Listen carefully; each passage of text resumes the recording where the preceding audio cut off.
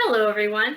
I'm Yvonne, a children's librarian here at the Manchester City Library, and I would like to welcome you all to Elementary Experiments Fall Edition, or to welcome you back if you were here with us during the summer. Here we will do experiments and activities aimed at elementary grades 1 through 6 with a focus on STEAM, or science, technology, engineering, arts, or math. With the school year starting, we know that everyone has a lot to do, so we decided to post elementary experiments here online and then do them together in person on the very last Tuesday of the month at 3:30 p.m. at the Manchester City Library. So we will be posting 2 elementary experiments, one on the first Tuesday of the month, the second on the third Tuesday of the month, and then on the last Tuesday of the month, we will do both of those in person for everyone who would like to or can attend. So if you want to join us in person, please visit our website and register so that we can make sure that we have enough materials and crafts for everyone who comes. We are going to continue to post here to share our crafts and activities with as many people as possible. But if you are in grades 1 through 6 and you like what you see, remember that we are doing that monthly wrap-up in person on the last Tuesday. So now that we've covered all of that, let's take it in to this week's elementary experiments.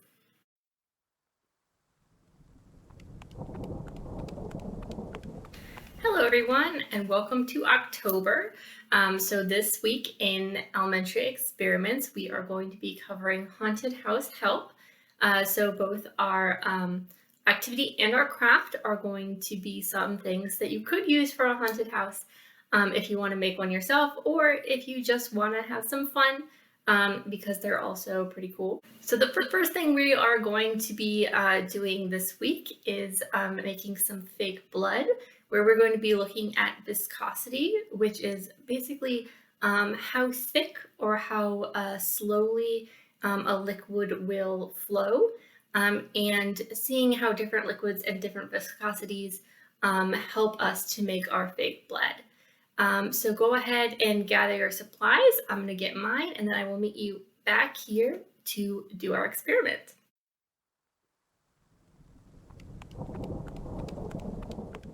All right, so as usual, we want to make sure we have a surface that is safe to do our experiment on. So I have my nice tray to keep my surface clean.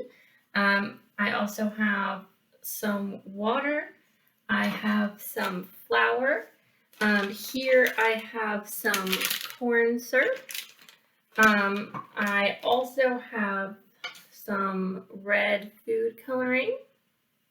I have my tablespoon to measure with.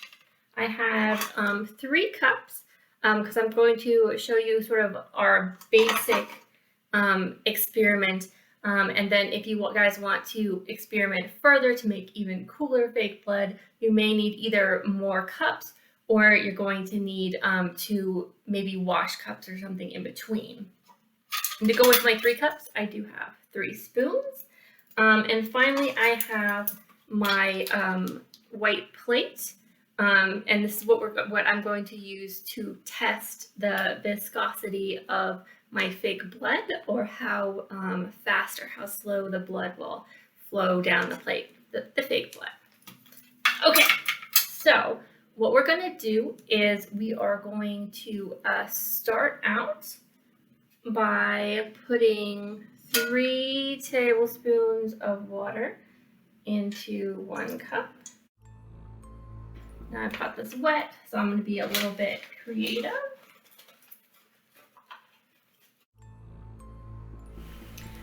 All right, and then we need another 2 tablespoons of water into our 1 tablespoon of flour.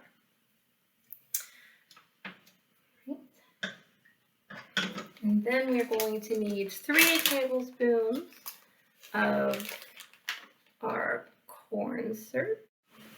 And we're going to need 3 tablespoons of our corn syrup into our last And so we're going to have about 3 tablespoons of stuff in each of our cups that we are testing. Okay, now we're going to take our red food coloring and we're going to put 2 drops into each one. So because we are doing a more formal experiment this week, we have things called our constants, and those are the things that we keep the same across all the things we're experimenting on. And then we have our variables, which are the things that are different. So like a constant could be that I have cups that are all the same.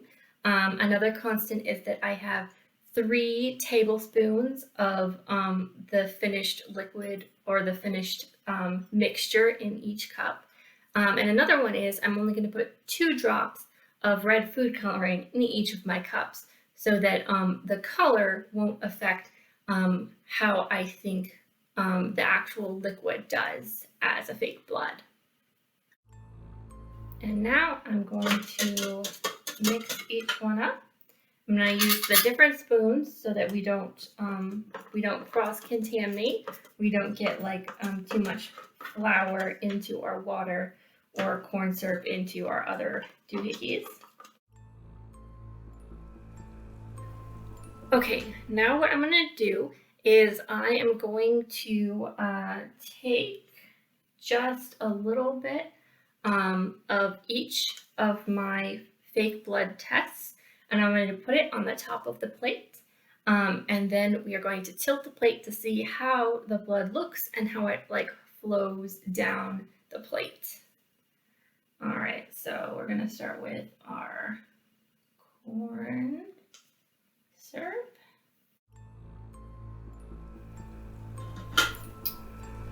All right. We're going to see if you guys are going to be able to see this very well. Okay. So if I go ahead and tip this.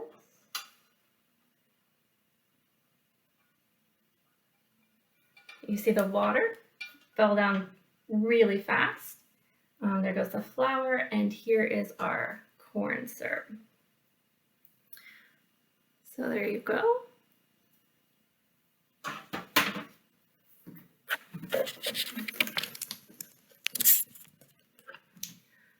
All right, so I think we can probably agree on a few things.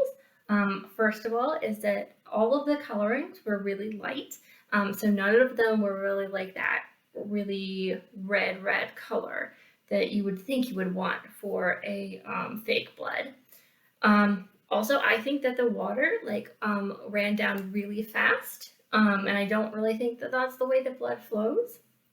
So what we would do next is to take the one that maybe you thought was the most realistic and then tweak the recipe, or take the 2 that you thought were most realistic and add something or mix something together to try and get like the most realistic fake blood that you can. Something that I might suggest would be actually to add like the tiniest tiny bits of our blue food coloring. That might sound a bit funny, and you don't want to make purple, but the blue and the red can kind of cancel each other out a little bit and make like the deeper color. Something else that you guys might want to check out or think about is possibly using some cocoa powder or possibly chocolate syrup. As always, especially when using food or sugary food, you want to double check with any adults to make sure that the area you're doing this in is safe and is not going to attract bugs, and that you remember that there's sugary stuff whenever you are experimenting, or once you get a good recipe, if you decide to use your blood somewhere for theatrical or play purposes. Just remember that if it does have like food products in it, you want to be careful where that ends up. All of that to say, I think that we have a good start with our experiment, and I hope that you guys have a good idea of how to go forward. in your experimental process. I'll also remind you that writing things down always makes things more scientific. And if you do want to recreate your fake blood when you finally have it right, writing it down really helps you to remember. So I hope that you enjoyed this. And I do want to remind you that we are going to have in-person fake blood making at the Manchester City Library the last Tuesday of this month in October. So if you want more things to test out, maybe more things that you have at home, or maybe your home is not the space to play with food and fake blood just in the rooms, which is understandable, you can come and do that at the library and we'll have fun together. Okay, so I'm going to sort of clean up my area. If you have done your experimenting, you can go ahead and pause this and continue, or clean up and come back, and we will do our craft together.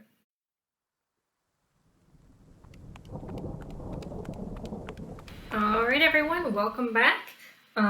We are on to our craft, which this week is going to be our Screaming Cup. So if you are making your own personal haunted house, or maybe you just have some siblings, some friends, or family members you'd like to annoy a little bit, this will definitely help with all those things.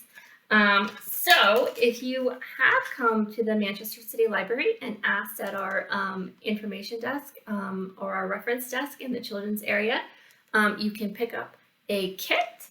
In the kit, we have, of course, our instructions. Then we also will have a plastic cup that does have a hole pre-punched in the bottom.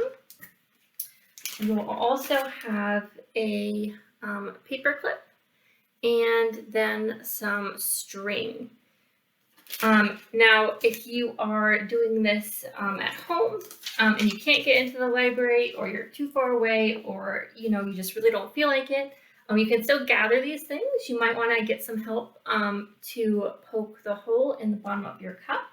And the string that you use, it does work better if it is like a cotton or something. I think it was nylon that didn't work very well. But you definitely can gather these things yourself. We're also going to need a little bit of water and a paper towel. And then it might also help to have some tape and some scissors. And then once we're done, if you guys want to do any decorating to make your cup look cooler or more like a tiny creature, that is also going to be something that you'll have to gather if you want. Okay, so our instructions are pretty simple. We are going to take our yarn, and we are going to take our paper clip, and we are going to tie the yarn to the paper clip. Okay, so we've got it like that, so it's right on the wide edge of the paper clip. Then we're going to take the other end of the string, and we are going to try and put it through the back of the cup. Now this can be a little bit difficult, and that is why you might want some tape, because if you take a tiny piece of tape and the end of the string, and we're just going to kind of wrap the tape around the string, sort of like if you look at some shoelaces and you see the end of a shoelace, we're kind of making our own little end of the shoelace, or our own little aglet. So now we're going to take that, and hopefully that'll make it a little bit easier to get through the cup. If not, we can also use a pen or like a pencil, but I think I got it. All right. So we've got the paper clip, which is keeping the string going all the way through the cup. And then what we're going to do is we're going to wet our fingers. Well, actually, okay. Let's go ahead and take part of our paper towel. We're gonna go ahead and wet our paper towel a little bit. Might have been more than we needed. What we're gonna do is we are going to hold our cup and we're going to wrap the wet part of our paper towel around the string, and then we are going to pull on the string. Okay, let's try that again.